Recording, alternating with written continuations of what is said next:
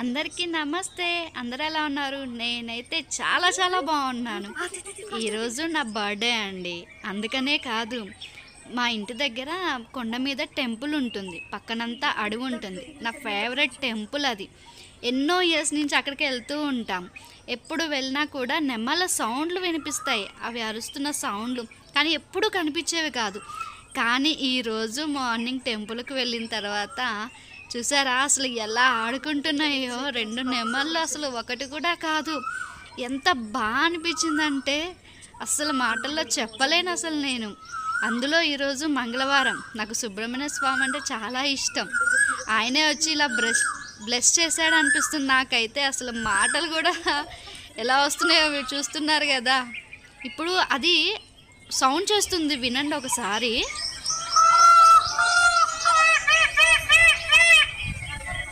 రోజు ఇలా సౌండ్లు వినిపిస్తాయి.